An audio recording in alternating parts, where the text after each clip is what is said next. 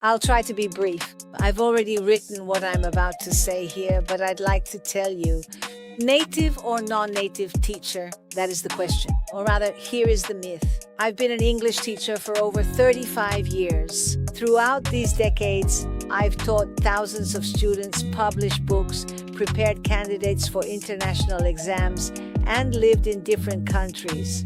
But most of my learning happened in the classroom, and it was there that I realized something important. The best English teacher isn't necessarily a native speaker. Before anyone misinterprets this, I want to make one thing very clear. This text isn't a criticism of native teachers. Many of them are excellent professionals.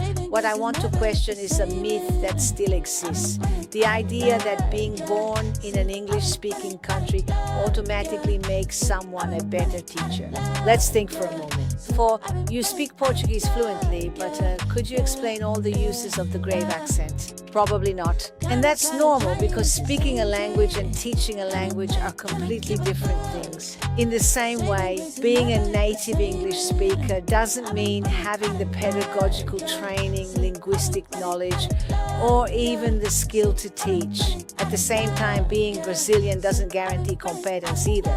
What really matters is linguistic competence, pedagogical training, teaching strategies, experience, and the ability to understand the student. It's exactly on this last point that many non-native teachers have a huge advantage. British linguist David Gradall, in research commissioned by the British Council, stated that the best teacher, especially at the beginning levels, is often the one who shares the student's mother tongue. Why? Because they understand your doubts, they understand your mistakes, they understand your difficulties, and most importantly, they've already walked the same path. I see this daily here in Australia.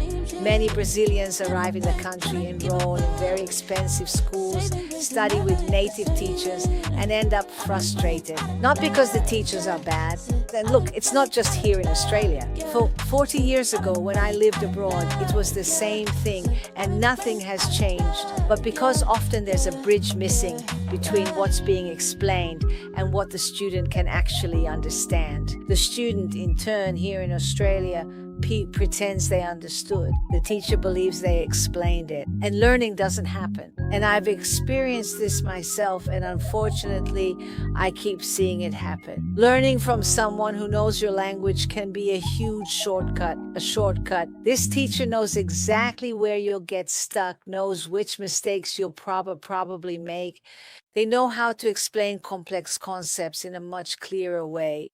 For example, present perfect. In 2 words, I can explain it to you. And that's it. I don't write that line, the past here, the indefinite future. It's not that.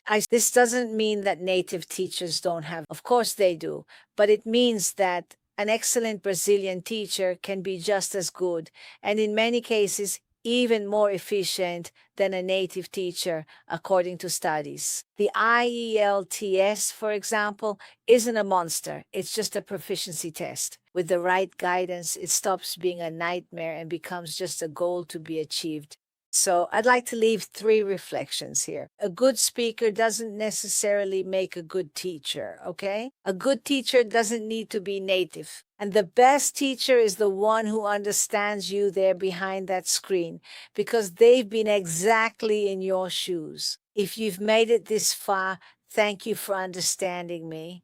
This text is just a vent, but also an invitation. Let's value those who teach with knowledge, dedication, purpose, and not just with a passport. Just a tip.